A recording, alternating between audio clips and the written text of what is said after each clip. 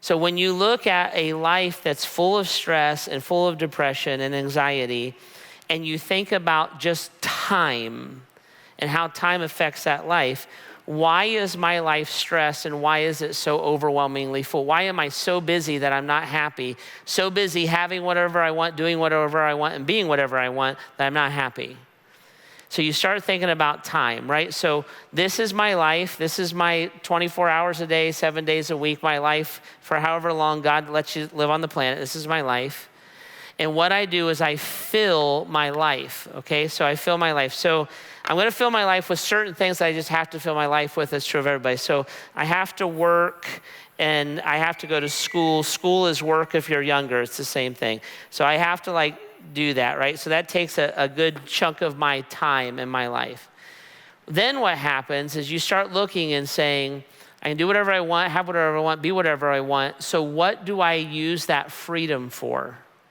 So when you start looking at the stats, it's really, really fascinating. So the stats say this: the average North American watches movies or television, this is not social media, movies or television, 141 hours a month. That equals 15 years of your life if you live to be 78.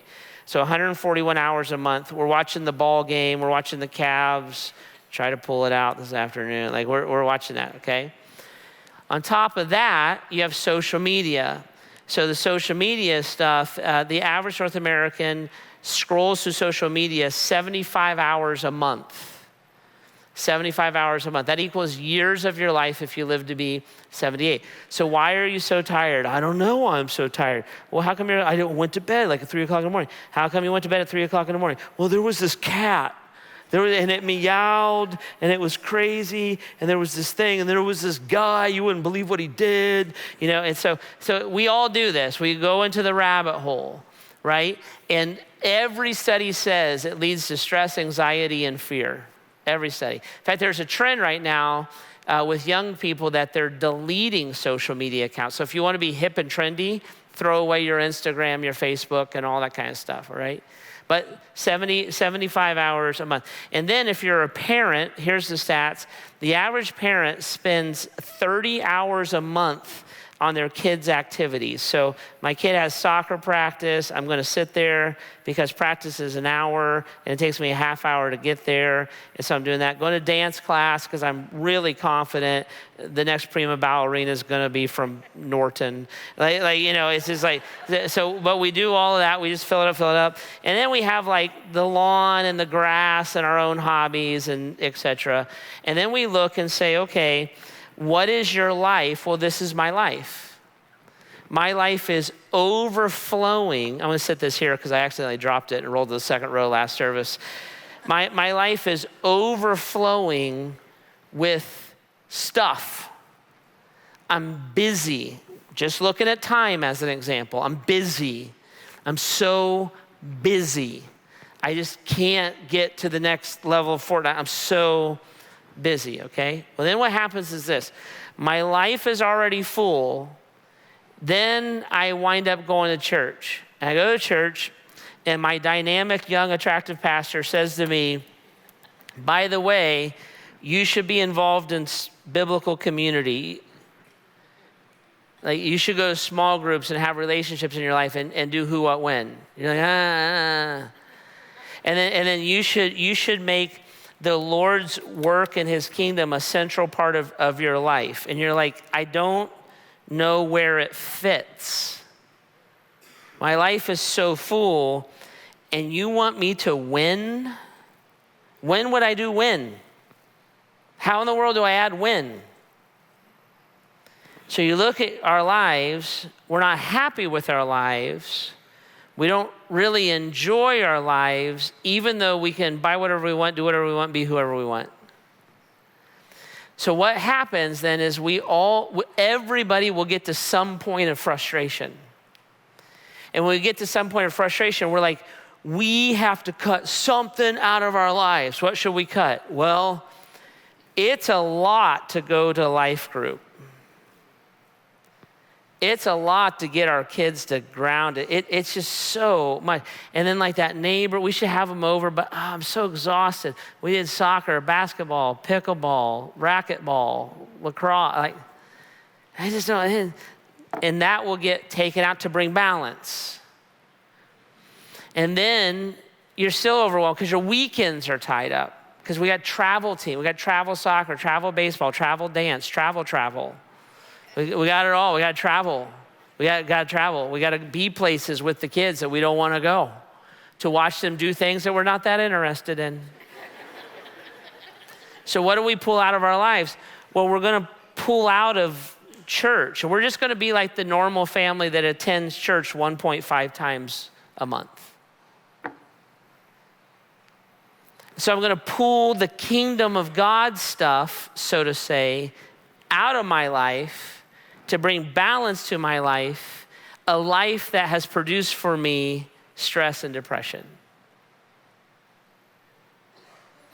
And Jesus would look at us and say, guys, this is exactly the thing I'm trying to invite you away from.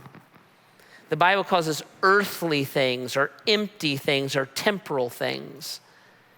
Like it's exactly the stuff I came to tell you about and save you for and invite you in for, this abundant life over here. I'm trying to get you away from this. But every time you learn that there's something better, you pull the mechanisms to learn that and act on it out of your life so that you can have a life that you don't like. And when Jesus says to his followers, the difference between a life full of sand and a life full of the gospel is actually what you seek.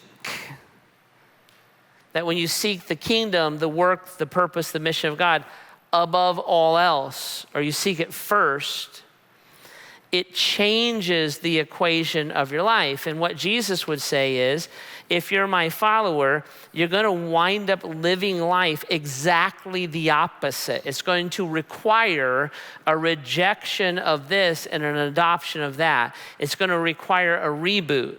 And you would live it exactly the opposite. So I want to give you this new life, and I want you to be reborn into it. And this life is also going to be full. It's not going to be easy, but you're going to build it off of the kingdom. And then you're going to take the temporal things and you're going to redeem it, because we need to work. Education's a good thing. I think reading is mainly positive. We're going to put these things in our life, owning a house, mowing the grass, all that kind of stuff. We're going to put it into my life. But when I hit the top of that, this is the stuff I cut out. When would I do when? Well, right here is when you do when. Could we get by on 100 hours of television? Or 50 hours of social media? See, the win is right here. And it's the earthly things or the temporal things that I take out of my life that allows me to have a space in my life. And this is what's fascinating. When you look at my life as a Christ follower, Jesus never says, go be a nun or go be a monk or, go Amish. He never says any of that kind of stuff. He never says stand on the street corner and yell at people that are going to go to hell who have no idea what you're talking about on your poorly written hand cardboard signs. Like, he never says any of that. By the way, if you do that, don't tell anybody where you go to church. But he never says do anything of that. What he says is, seek me above all else. For a Christ follower, my life is going to have work in it, and it's going to have school in it, and it's going to have soccer in it. It can all be right there, but when you go a layer deep, there's a foundation that's driving it all. And because of what I build my life on, it also defines for me what I remove from it.